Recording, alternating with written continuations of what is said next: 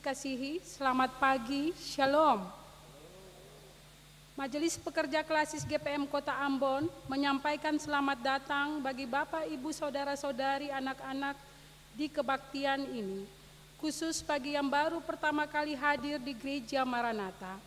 Kami menyambut kehadiran Bapak, Ibu, Saudara-saudari, anak-anak dengan sukacita. Kami mengucapkan terima kasih kepada jemaat atas seluruh perhatian serta topangan untuk pelayanan dan kesaksian di Gereja Maranatha. Kami juga mengucapkan selamat bagi jemaat yang menikmati sukacita, hari ulang tahun kelahiran, hari ulang tahun pernikahan, dan kebahagiaan lainnya di sepanjang minggu ini. Doa kami, Tuhan Yesus senantiasa memberkati. Selanjutnya, kami mohon perhatian jemaat untuk informasi pelayanan sebagai berikut. 1. Kebaktian anak remaja klasis Kota Ambon akan dilaksanakan pada hari Minggu 29 September 2024 pukul 13 waktu Indonesia Timur di Gereja Maranatha.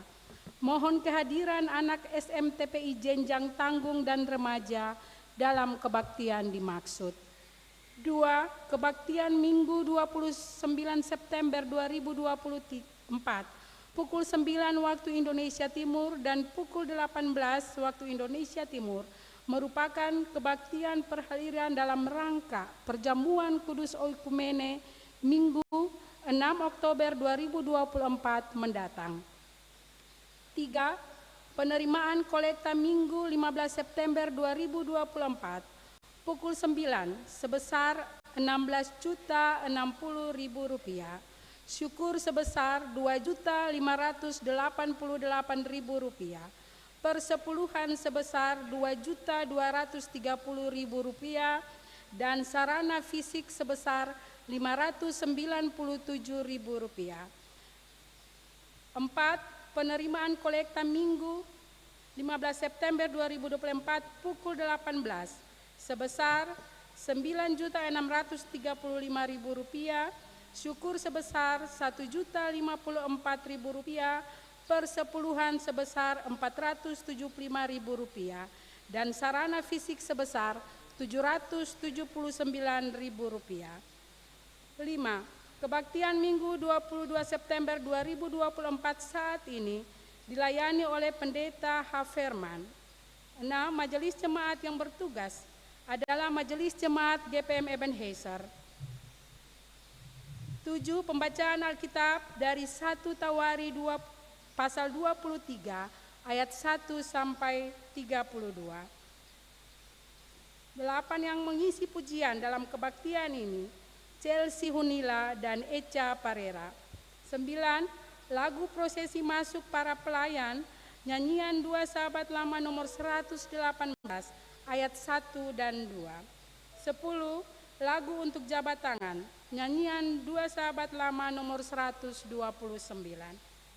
Jemaat, setelah kebaktian dilakukan, jabat tangan dengan para pelayan di pintu keluar. Karena itu, mohon jemaat menunggu para pelayan mengambil posisi di pintu keluar, baru jemaat menyusul. Demikian warta Majelis Pekerja Klasis GPM Kota Ambon. Atas perhatiannya, kami ucapkan terima kasih, selamat memaknai persekutuan dengan Tuhan dan sesama di kebaktian ini. Tuhan Yesus memberkati. Shalom. Ambon, 22 September 2024. Majelis Pekerja Klasis GPM Kota Ambon, Pendeta R.A. Rikumahu, MTH Ketua, Pendeta M. Takaria, MSI Sekretaris.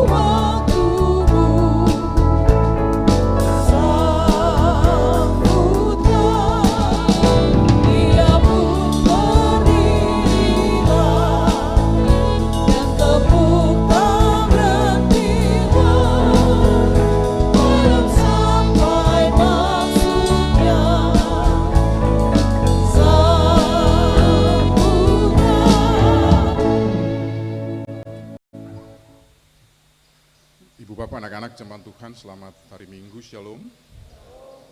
Dalam sukacita dan syukur kita kepada Tuhan, mari kita menghadapnya dan kita habiskan kebaktian Minggu pagi ini. Kebaktian ini berlangsung dalam nama Allah pencipta langit dan bumi. Roh Kudus yang Yesus Kristus yang menebus dan menyelamatkan, Roh Kudus yang membarui dan menghidupkan, damai sejahtera Allah menyertai jemaat.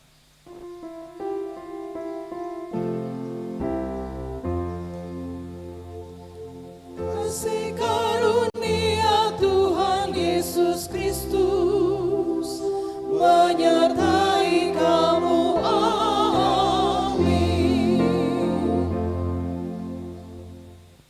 Dan biarlah kamu juga dipergunakan sebagai batu hidup untuk pembangunan suatu rumah rohani bagi suatu imamat kudus untuk mempersembahkan persembahan rohani yang karena Yesus Kristus berkenan kepada Allah.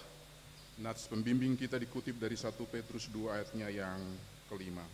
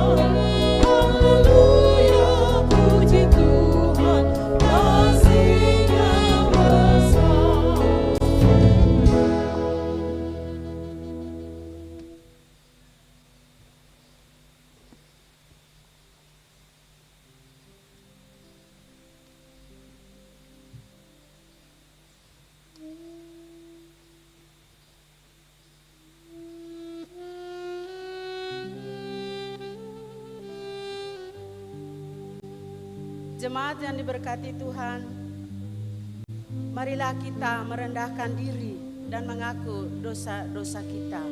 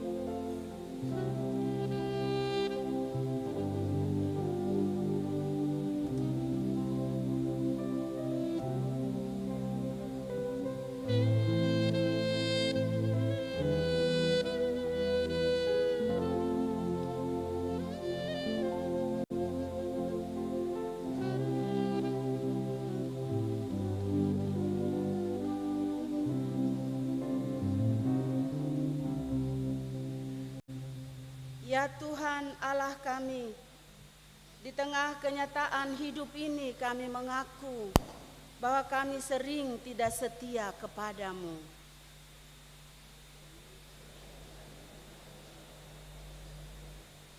Kata-kata kami sering menyakiti daripada menghibur.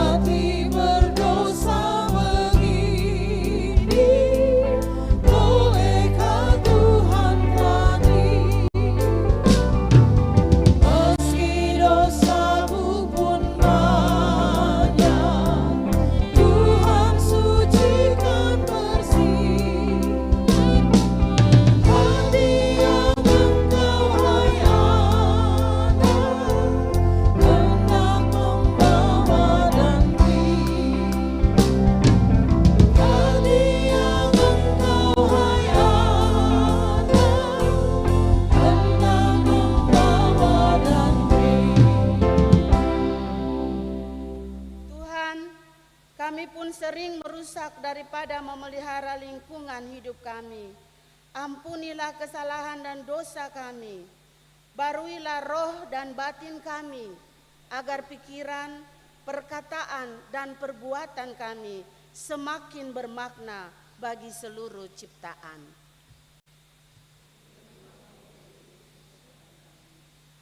Amin.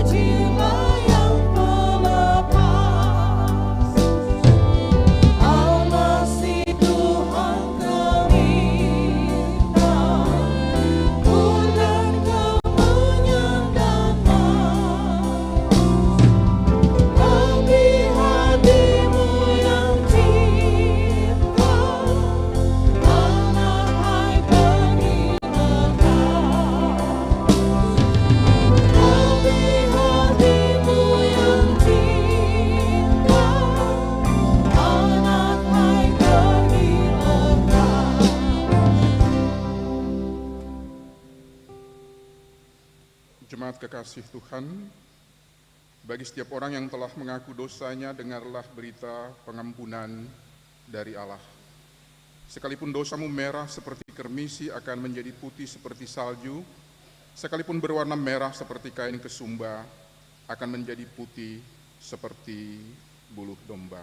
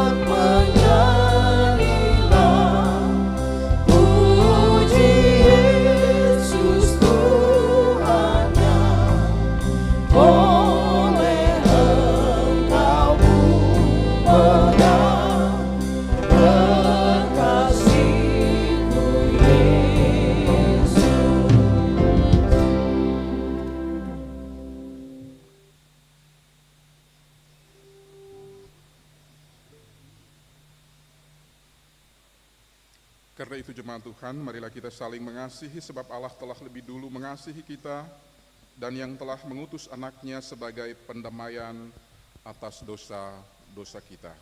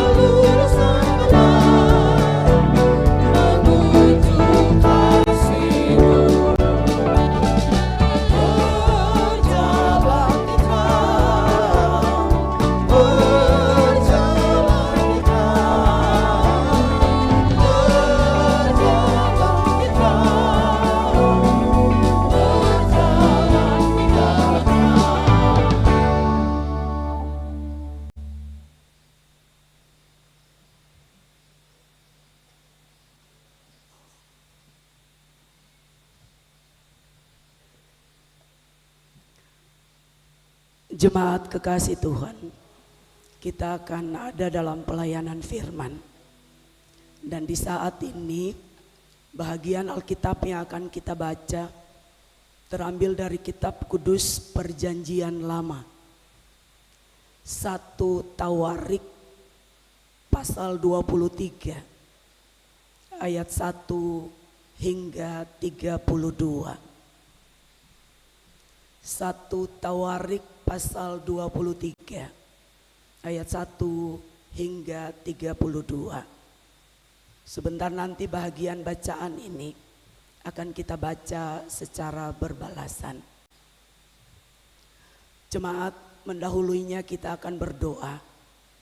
Dalam sikap berdoa kita akan menyanyikan Kidung Jemaat nomor 56.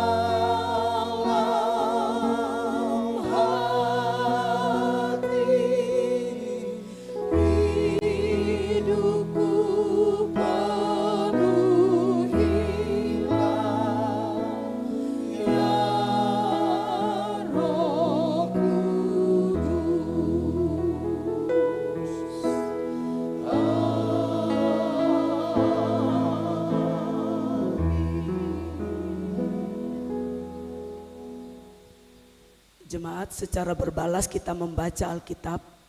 Saya akan baca ayatnya yang ganjil dan Bapak Ibu Jemaat membacakan ayatnya yang genap. Secara bersama kita baca judulnya. Kita mulai. Orang Lewi dibagi dan diberi tugas. Setelah Daud menjadi tua dan lanjut umur, maka diangkatnya Salomo menjadi raja atas Israel. Ia mengumpulkan segala pembesar Israel, juga para imam dan orang-orang Lewi. Lalu dihitunglah orang-orang Lewi yang berumur 30 tahun ke atas, dan jumlah orang-orang mereka dihitung satu demi satu, ada 38.000 orang. Dari orang-orang itu 24.000 orang harus mengawasi pekerjaan di rumah Tuhan. 6.000 orang harus menjadi pengatur dan hakim.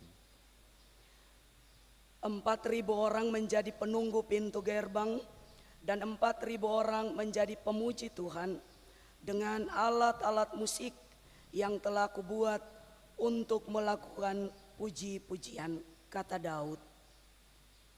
Juga Daud membagi-bagi mereka dalam rombongan menurut anak-anak Lewi, yakni Gerson, Kehat, dan Merari. Termasuk orang Gerson ialah Ladan dan Simei.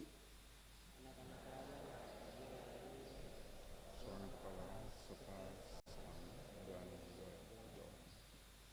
Anak-anak Simei ialah Selomit, Haziel, dan Haran, 3 orang. Orang-orang inilah yang menjadi kepala puak Ladan. Anak-anak Simei itu Sisa, Yeus, dan Benyat. Itulah anak-anak Simei. Yahat ialah kepala dan Ziza orang kedua. Tetapi Yeus dan Beria tidak mempunyai banyak anak, maka mereka merupakan hanya satu puak dengan satu jabatan. Anak-anak Kehat ialah Amram, Yishak, Hebron, dan Musel, 4 orang. Anak-anak Amram ialah Harun dan Musa. Harun ditunjuk untuk mengurus apa yang maha kudus. Dia dan keturunannya sampai selama-lamanya untuk membakar korban di hadapan Tuhan, untuk melayani Dia, dan untuk memberi berkat demi namanya sampai selama-lamanya. Anak-anak Musa di Allah itu digolongkan kepada suku Lewi. Anak-anak Musa ialah Gersom dan Eliezer. Anak Gersom ialah Sebuel, seorang kepala. Anak Eliezer ialah Rehabia, seorang kepala. Eliezer tidak mempunyai anak-anak lain, tetapi anak-anak Rehabia luar biasa banyaknya.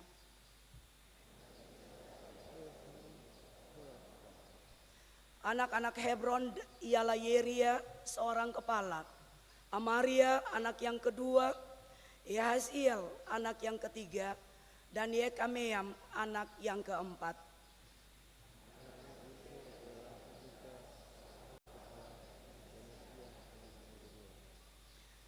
Anak-anak Merari ialah Mahli dan Musi. Anak-anak Mahli ialah Eleazar dan Kis. Ia tidak mempunyai anak laki-laki, hanya anak perempuan. Lalu anak-anak Kis, saudara sepupu mereka, mengambil mereka menjadi istri. Anak-anak Musi ialah Mahli, Eder, dan Yeremot, 3 orang. Itulah Bani Lewi menurut puak mereka, kepala-kepala puak mereka, bahwa mereka dicatat seorang-seorang sesuai dengan bilangan nama. Demi orang yang berumur 20 tahun atau lebih, mereka lah yang harus melakukan pekerjaan untuk ibadah di rumah Tuhan. Sebab Daud telah berkata, Tuhan Allah Israel telah mengaruniakan keamanan kepada umatnya, dan ia diam di Yerusalem sampai selama-lamanya. Dengan demikian, tidak usah lagi orang Lewi mengangkat bait suci dan segala perkakas yang dipakai untuk ibadah di situ. Sebab sesuai dengan titah Daud yang belakangan, mereka yang didaftarkan dari anak-anak Lewi ialah berumur 20 tahun ke atas. Tugas mereka ialah membantu anak-anak Harun untuk menyelenggarakan ibadah di rumah Tuhan, mengawasi pelataran bilik-bilik dan pentahiran segala barang yang kudus, serta melakukan pekerjaan yang berhubungan dengan ibadah di rumah Allah. Juga mereka harus menyediakan sajian dan tepung yang terbaik untuk korban sajian, roti tipis yang tidak beragi, apa yang dipanggang di atas panggangan, apa yang teraduk, dan segala sukatan dan ukuran.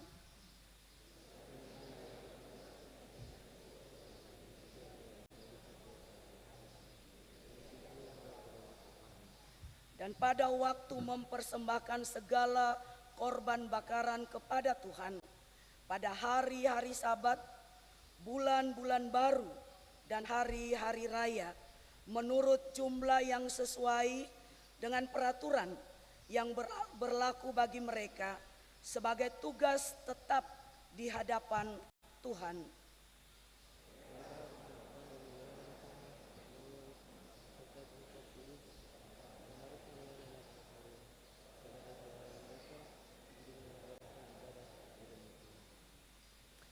Demikian firman Tuhan.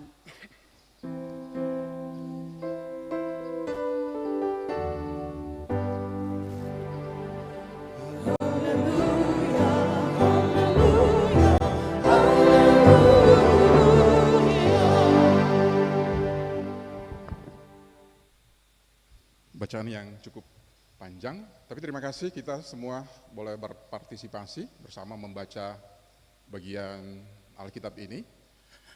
Ibu Bapak, anak-anak jemaat Tuhan yang diberkati, sekali lagi selamat pagi, selamat hari Minggu, Shalom. Kalau kita membaca banyak teori tentang bagaimana mengelola kepemimpinan modern yang efektif dan berdampak kepada pertumbuhan, saya yakin kita akan mendapati di sana beberapa hal yang mungkin lazim dikenal. Saya sebut beberapa di antaranya. Pengembangan visi yang kuat, atau seseorang yang memiliki visioner. Kerjasama yang baik, sinergisitas, komunikatif, terbuka, mau mendengar, dan seterusnya. Tidak monopoli, tidak menjadi single fighter, tidak menjadi otoriter, dan lain-lain. Mungkin ada banyak sekali kriteria untuk menjadi seorang pemimpin yang memiliki visi, dan bila itu diterapkan akan berdampak baik. Bahkan untuk generasi Z per hari ini, Ibu Bapak sekalian, generasi Z ini kita ketahui bahwa mereka yang lahir antara tahun 1997 ada di antara kita sampai dengan 2012, karena mereka merupakan generasi pertama yang tumbuh bersama dengan dunia internet yang juga mulai berkembang.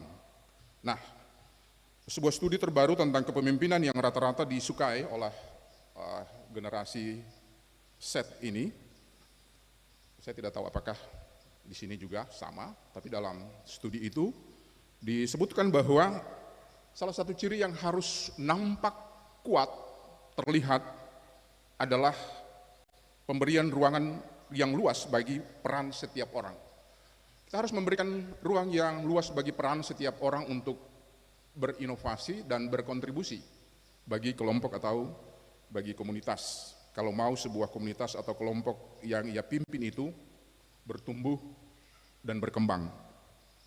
1 Tawarik 23 ayat 1 sampai 30 yang tadi kita baca bersama memperkenalkan sebuah model kepemimpinan Raja Daud yang khas, tetapi juga efektif dan berdampak minimal bagi komunitas umat Allah di masanya.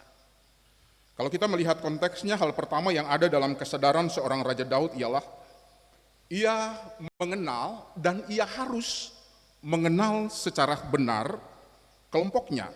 Ia harus mengenal komunitas masyarakat yang ia pimpin itu dengan baik, mengidentifikasi mereka dengan baik. Satu ciri masyarakat Israel kuno yang dipimpin oleh Raja Daud kala itu ialah kehidupan dan kekuatan mereka yang berpusat pada kultus atau peribadahan kepada Allah Yahweh atau Allah Israel, bersama dengan semua hukum-hukum, semua ketetapan-ketetapan, dan semua peraturan-peraturan yang menyertainya, termasuk keberadaan kemah suci yang dalam bahasa Ibrani dikenal dengan Mishkan, atau kemudian dalam sebutan Latin disebut tabernakulum atau kemah atau pondok, kemudian bahasa Inggris mengambil alih itu menjadi tabernakel. Kita juga sering menggunakan istilah itu. Tabernakel adalah simbol dari kehadiran Tuhan Allah Yahweh yang tetap berada di tengah-tengah umat Israel. Karena di dalamnya ada tabut perjanjian, ada mezbah persembahan, ada menorah atau kandil, dan lain seterusnya. Hanya sama saja selama pengembaraan di padang gurun, kemah itu sering dibongkar pasang, diangkat lalu dibawa sesuai dengan tujuan perjalanan mereka. Ibu Bapak terkasih, tentu saja Raja Daud kita kenal adalah seorang dalam tanda petik pemimpin politik. Ia bukan seorang Lewi. Ia berasal dari suku Yehuda. Ia punya kekuatan militer dan ia punya kuasa. Tetapi di situ ia sadar betul kalau keberadaan tabernakel atau kemah suci dan kultus peribadahan kepada Allah Yahweh sesungguhnya merupakan energi yang menggerakkan komunitas itu tetap ada dan tetap hidup. Itu intinya, karena itu ia mengenal umat itu dengan seluruh keberadaan mereka dengan baik. Daud sadar kalau suku Lewi berperan penting dalam menggerakkan kultus peribadahan kepada Allah Yahweh di seputar tabernakel, sebagaimana peran dan tanggung jawab yang diberikan Torah kepada mereka, khususnya suku Lewi dari mata rumah, kalau orang Maluku bilang, atau dari puak Gerson, Kehat, dan Merari. Mereka adalah keturunan Lewi yang dipilih Allah untuk mengurus kemah suci. Bilangan 3 ayat 14 sampai 37 mencatat tugas-tugas mereka dengan sangat jelas terkait dengan tabernakel. Bahwa masing-masing dari mereka harus bertanggung jawab atas tugas-tugas yang sudah dipercayakan supaya dapat mengatur kultus peribadahan sehingga orang Israel dapat berbakti atau beribadah kepada Allah Yahweh dengan baik. Karena itu potensi yang besar dan pengaruh yang kuat dari keberadaan suku Lewi atas komunitas itu ini harus dikelola. Kalau tidak dibilang harus diatur, benar-benar harus dikelola dengan baik dan total dan tidak boleh setengah-setengah. Semua potensi dari suku Lewi harus teridentifikasi untuk dikelola bagi pelayanan. Ibu dan Bapak, kalau kita melihat apa yang ada di balik teks ini, maka nampak jelas ada 3 karakteristik kepemimpinan Daud yang sangat menonjol, yakni konsolidasi, delegasi, dan koneksi. Langkah pertama yang dilakukan Raja Daud tentunya adalah konsolidasi.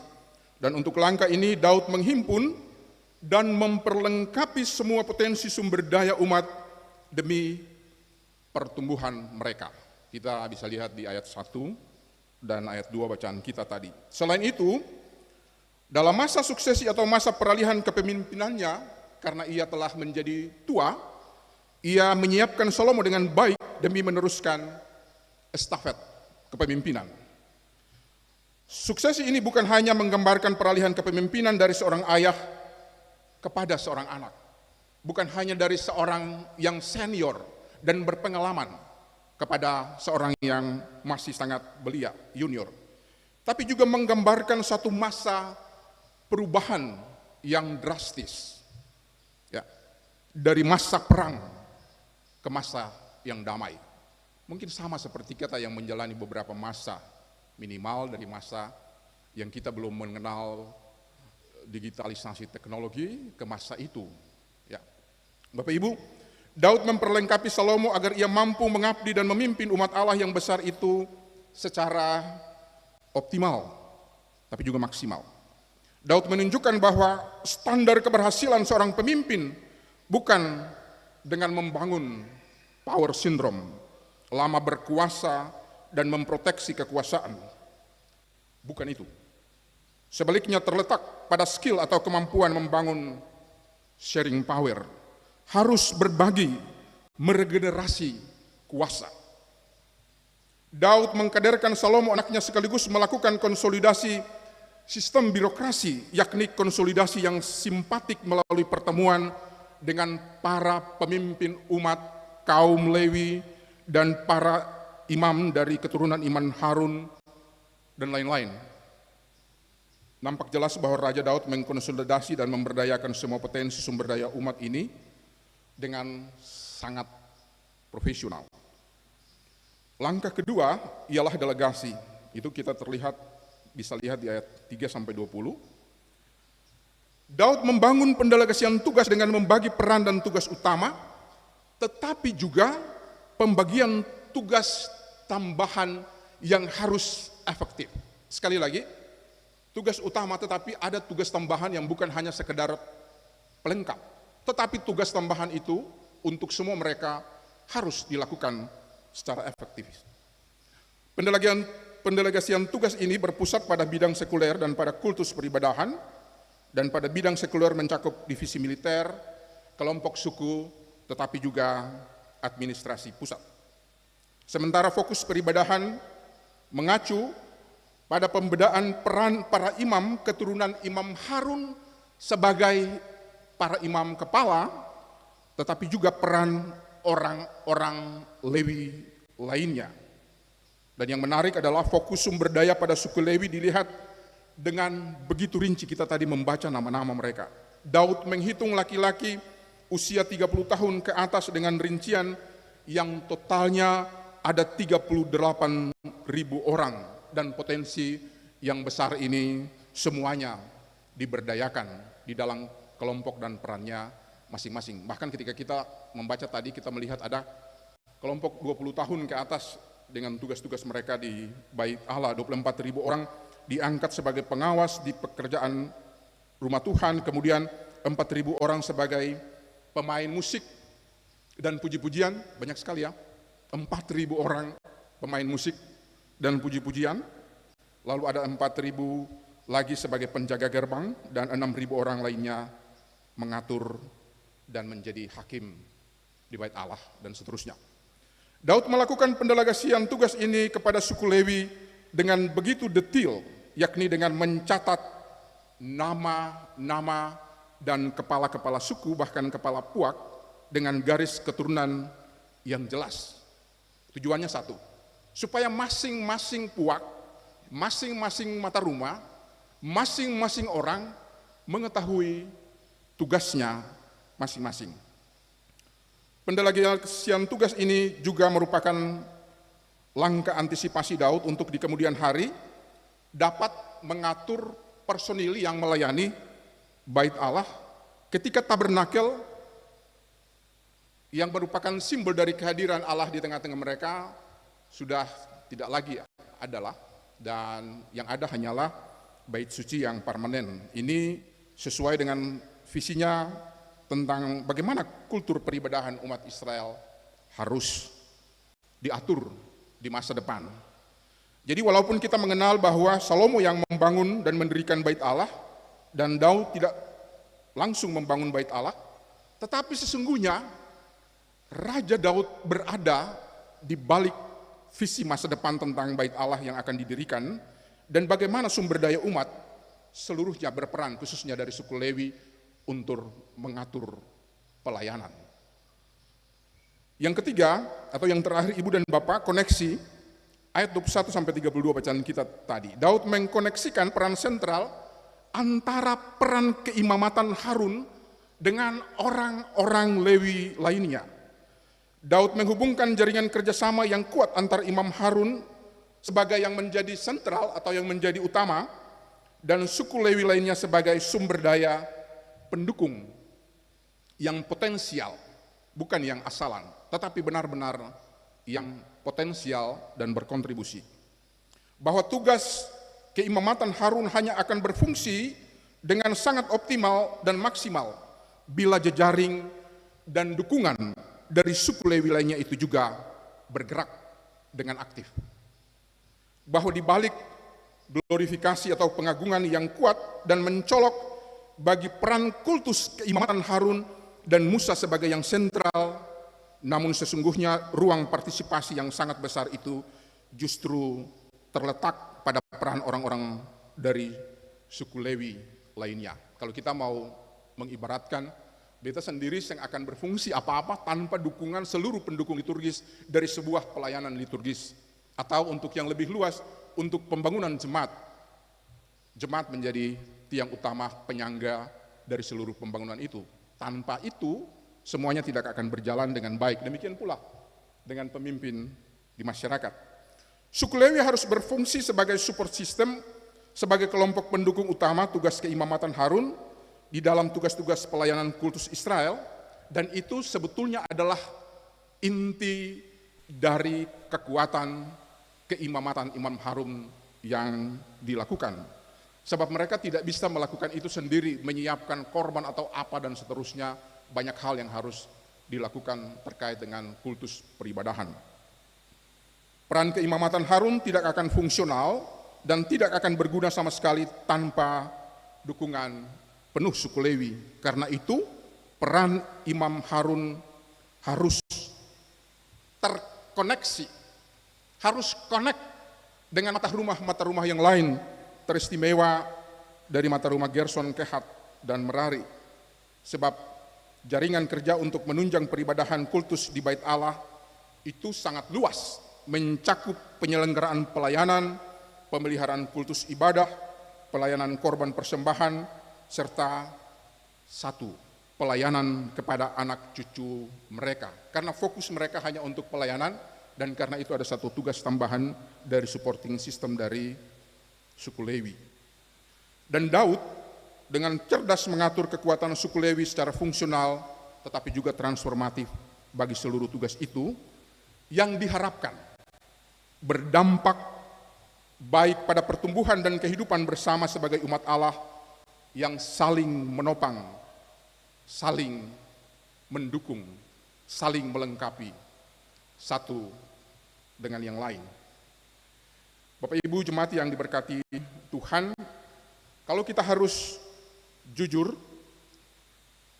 maka walaupun rentan waktu kita terpaut sangat panjang sampai ke 3.000 tahun ke belakang kalau kita harus hitung di masa silam. Namun sebagai pimpinan, Daud telah memperlihatkan beberapa keunggulan darinya sebagai seorang manajer yang baik dalam mengatur seluruh potensi sumber daya umat Allah yang sangat besar tetapi juga yang sangat beragam itu. Mungkinkah kita harus belajar dari seorang Raja Daud, sebab ia tampil sebagai seorang pemimpin yang visioner, yang mampu membangun imajinasi visi di masa depan dengan baik. Ia tampil sebagai seorang pemimpin dengan seni dan kultur manajerial yang baik, sebab ia mampu merencanakan, mengorganisir, melaksanakan, mengontrol, serta memberdayakan umat Allah itu dengan ragam potensi dan talenta yang berbeda-beda. Semua orang dan semua potensi diberi ruang partisipasi sebesar-besarnya, tidak mengambil kuasa dan peran itu sendiri, tapi semua orang diberi ruang dalam pelayanan kultus peribadahan di Bait Allah. Jemaat Tuhan, saya rasa teks ini juga sengaja dipilih untuk memaknai beberapa pergumulan kita yang sedang kita hadapi baik sebagai warga gereja Protestan Maluku maupun sebagai warga bangsa dan warga negara, khususnya kita yang berada di Maluku Utara. Sebagai gereja kita juga sedang ada di masa peralihan, kalau tidak mau dikatakan suksesi. Peralihan pelayanan khusus, yang karena itu di hari ini kita sedang berada di tahapan-tahapan pemilihan majelis jemaat periode 2025-2030. Dan oleh karena itu semua sumber daya umat dan pelayan, khususnya keberadaan penatua dan para diaken dalam pelayanan gereja Protestan Maluku mesti dilihat sebagai potensi sumber daya pelayan yang potensial dan harus menjadi pergumulan kita bersama dalam pemilihan sampai pada waktu pemilihan di awal November mendatang. Jemaat Tuhan, selain itu, memaknai tema mingguan kita sepanjang pekan ini, menata layani potensi pelayan dan umat, maka sesungguhnya ada pengingat untuk kita semua renungkan bahwa gereja yang sehat sesungguhnya adalah gereja yang mampu mengelola setiap potensi sumber daya secara fungsional bagi pembangunan tubuh Kristus. Dan untuk konteks peralihan kepemimpinan di daerah, baik di provinsi maupun kabupaten kota, di Maluku Utara dan Maluku, yang juga adalah wilayah pelayanan gereja Protestan Maluku yang cukup luas ini, terkait konteks dan suksesi pemilu kada, maka saya rasa ini juga akan menjadi pergumulan kita bersama. Kita berdoa supaya kelak Tuhan akan memberikan pemimpin-pemimpin masyarakat yang visioner, sama seperti Raja Daud, yang mampu mengenal masyarakatnya dengan baik dan mengatur serta memberikan yang terbaik, mengelola seluruh potensi sumber daya untuk kebaikan bersama, yang menjadikan semua kelompok di dalam masyarakat sebagai subjek yang potensial, yang saling terkoneksi dan saling menopang satu dengan yang lain, bukan sebagai objek. Untuk semua itu, Ibu dan Bapak, anak-anak jemaat Tuhan, mari merenung sejenak di pekan keempat September 2024 ini. Tuhan Yesus, Kepala Gereja, menolong dan memberkati kita semua dengan segala potensi yang ada pada diri kita. Amin.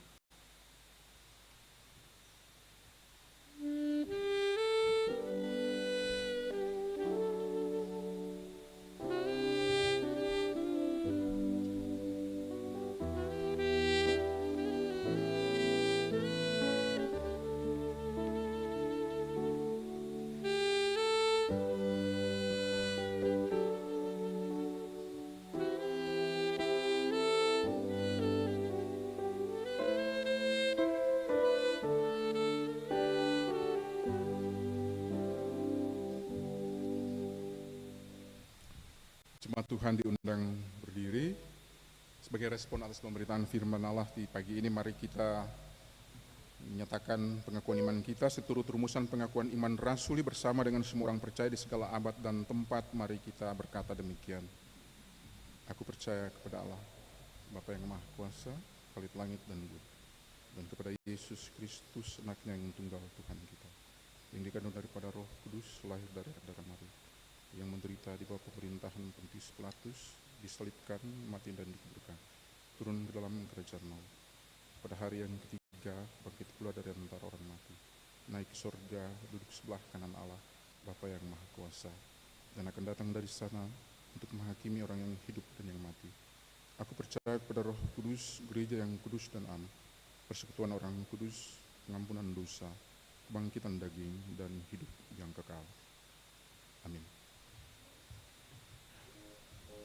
Jemaat Tuhan, kesaksian pujian dari Saudari Chelsea Hunila. Dipersilahkan.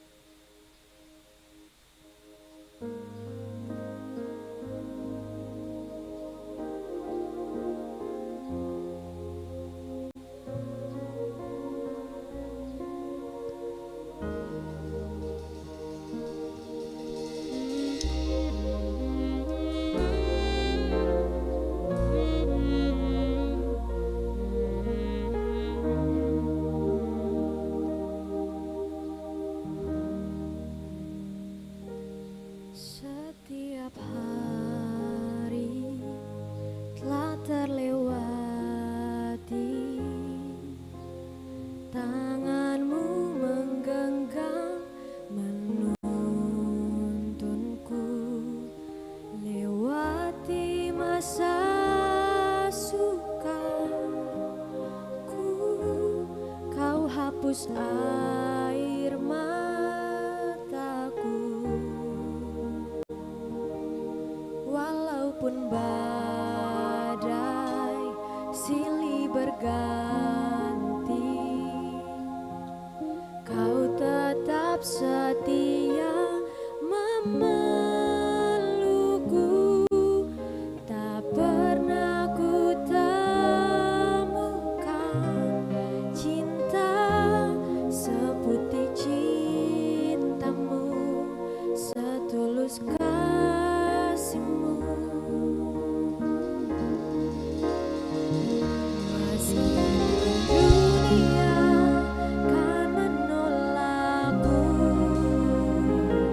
memandang semua sisi gelapku,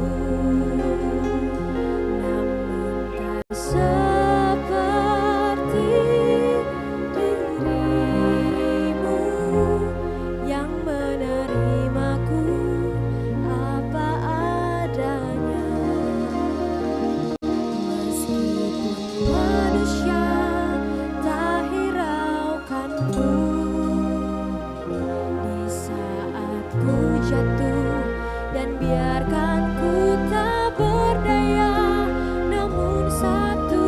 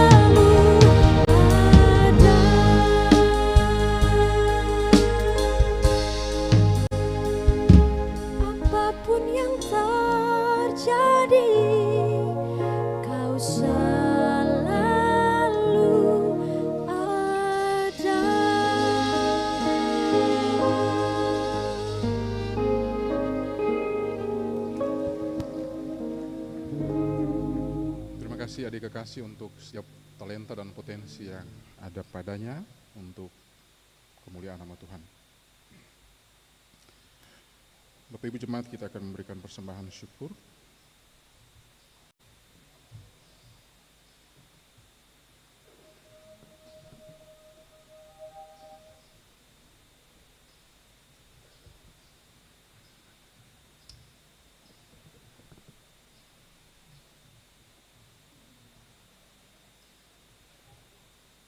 Jemaat yang diberkati Tuhan, dengarlah anjuran bagi kita semua. Tuhan telah menganugerahkan berkat dalam hidup kita. Karena itu, marilah kita bersyukur kepadanya dengan memberikan persembahan syukur hari ini. Tuhan memberkati kita.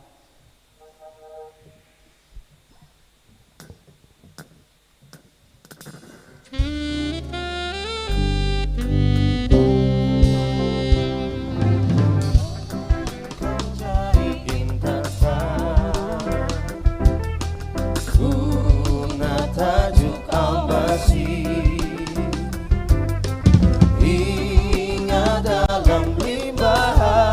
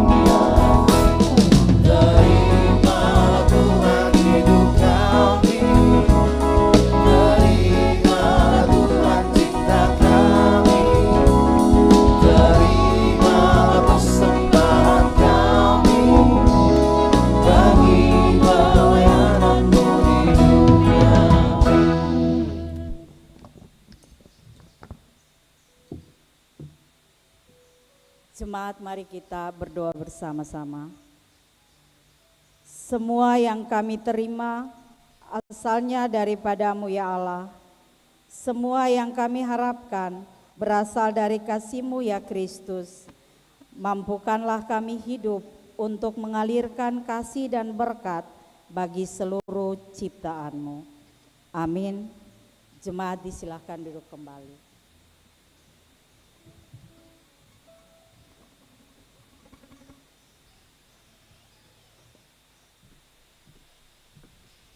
Kesaksian pujian dari Saudari Echa Parera, adik Echa Parera.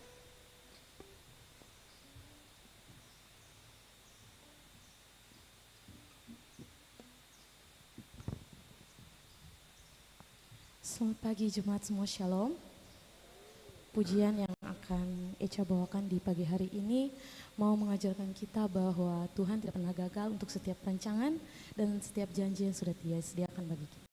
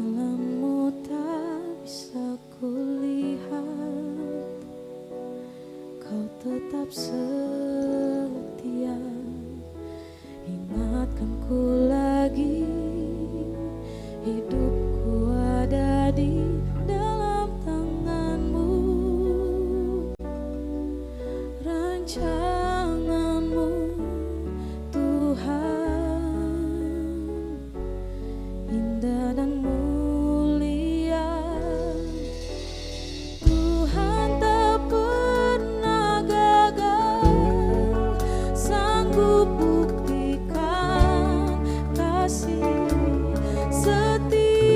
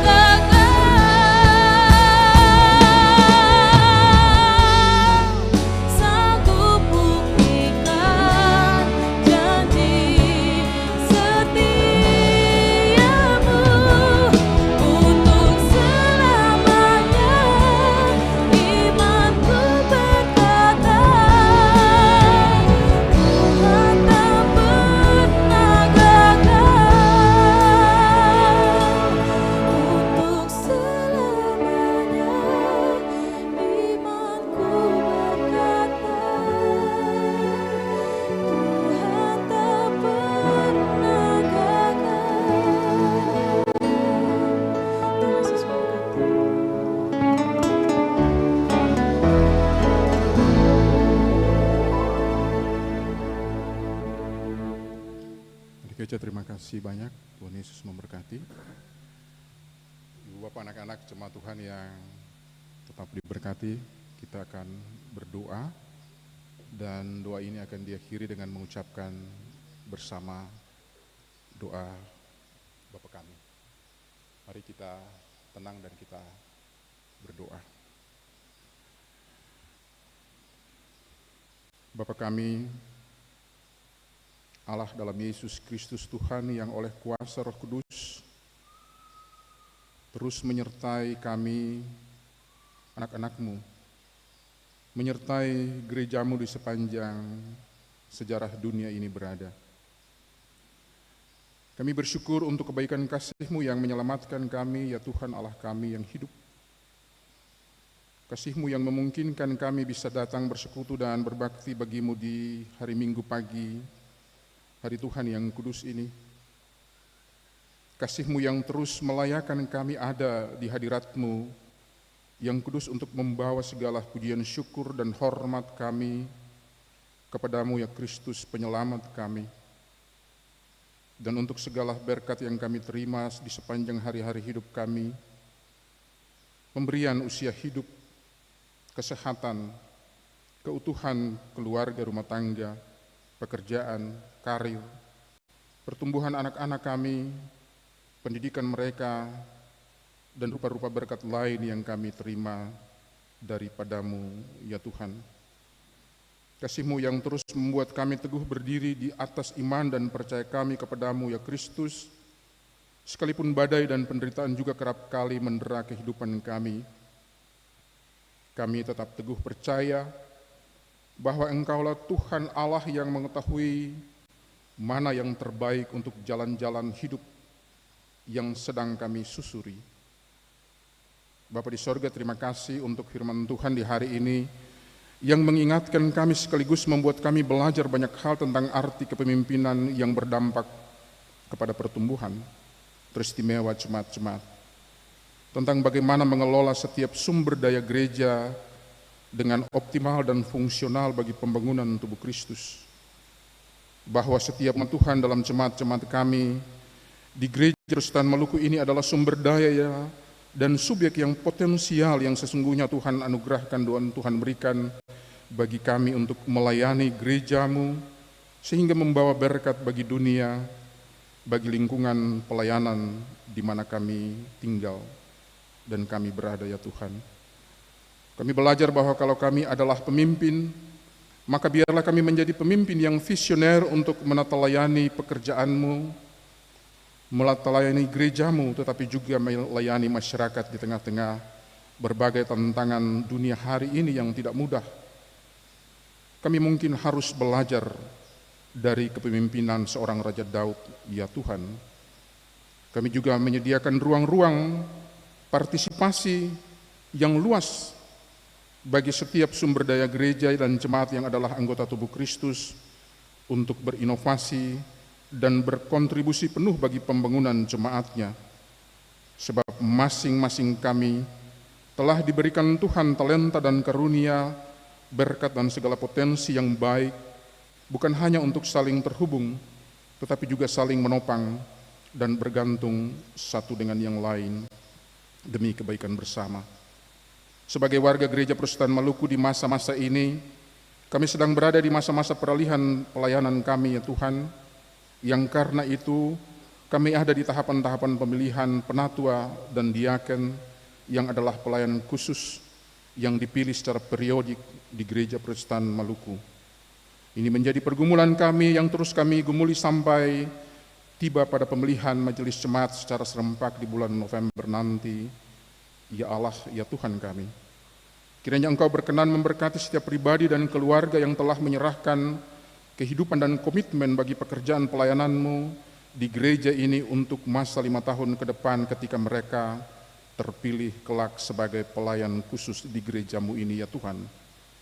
Bapa di sorga, demikian pula sebagai warga masyarakat bangsa dan negara yang ada di Provinsi Maluku, Maluku Utara, kami bergumul dengan pemilihan kepemimpinan di provinsi-provinsi ini, Maluku untuk gubernur, wakil gubernur, dan untuk bupati, wali kota, wakil wali kota, untuk 11 kabupaten kota yang ada di Maluku. Demikian juga untuk Maluku Utara. Ya Allah, ya Tuhan kami, sebagai warga Gereja Protestan Maluku yang juga warga masyarakat, kami terus bergumul dan berdoa untuk setiap proses pemilu kada serentak dengan segala tahapannya yang sedang berlangsung saat ini.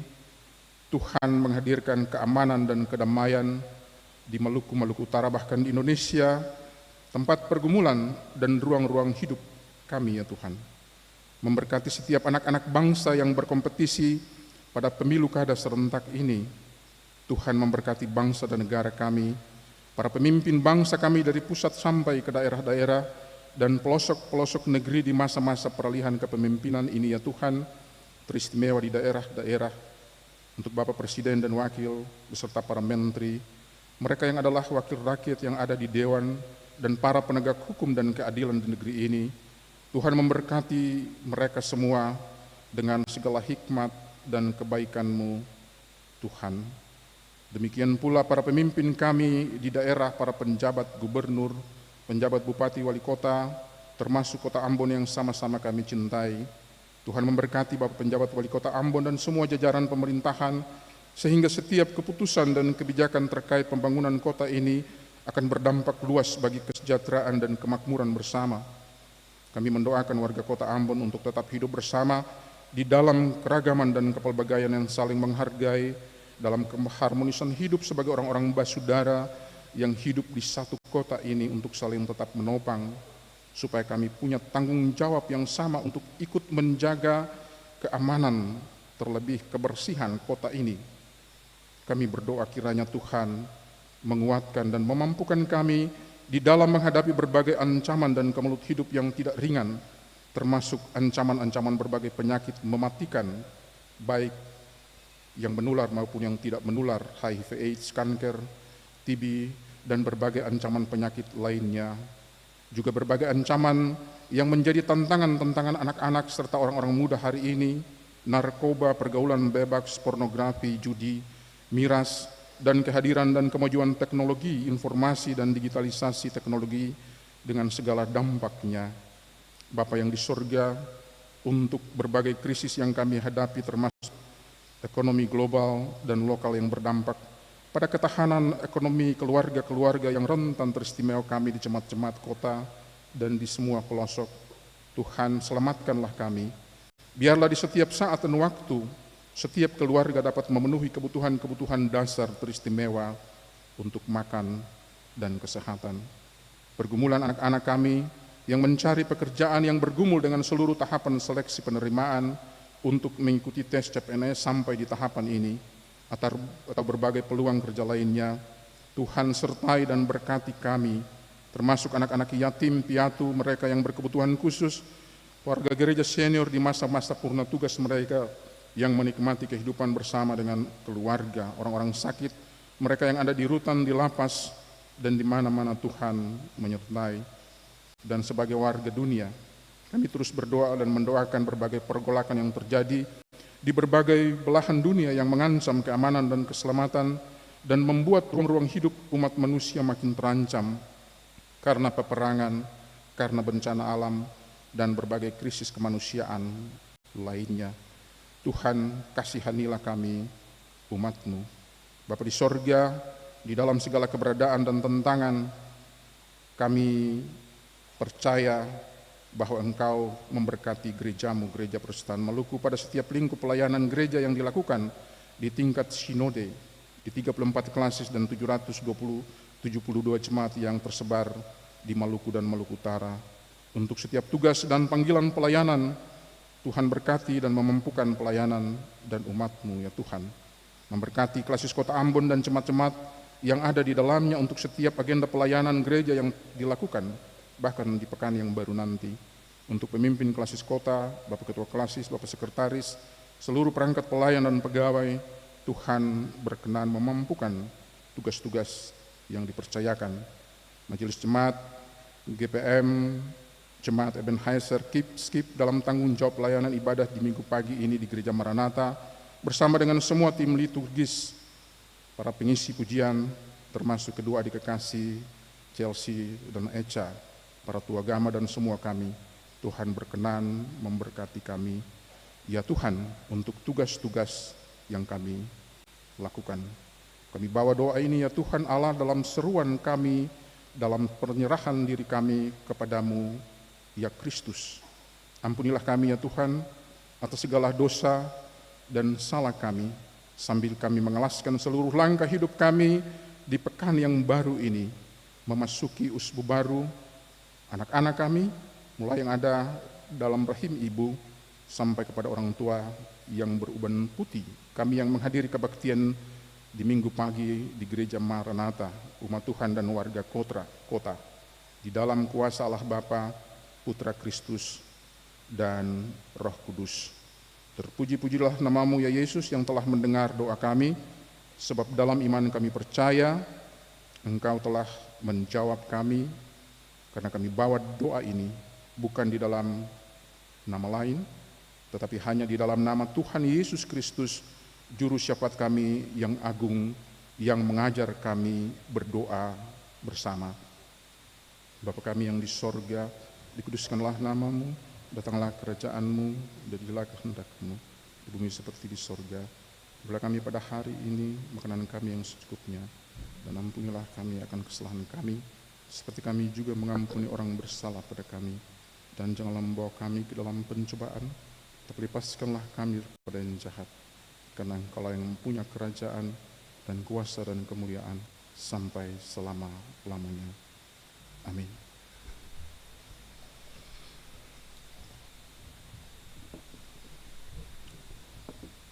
Jemaat Tuhan diundang berdiri, kita melakukan bersama nyanyian pengutusan 2 Sahabat Lama nomor 216 ayat 1, 3, dan 4.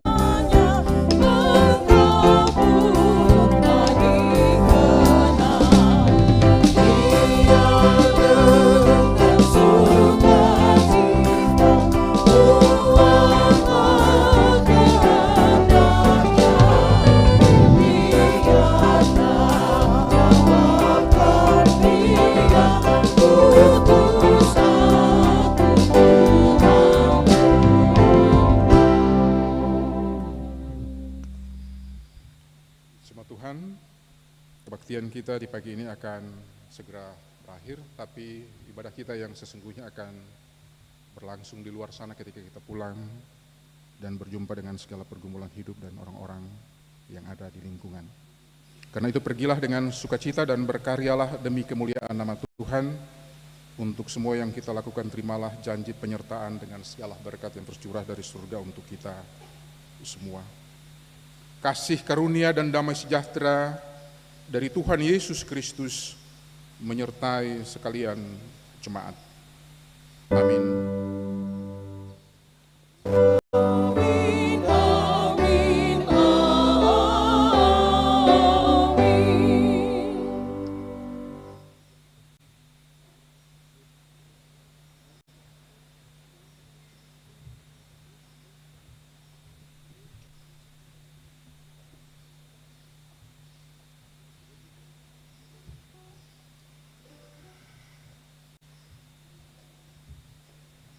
Bapak Ibu jemaat, anak-anak yang diberkati Tuhan, sekali lagi ketemu selamat hari Minggu. Tuhan Yesus memberkati. Shalom.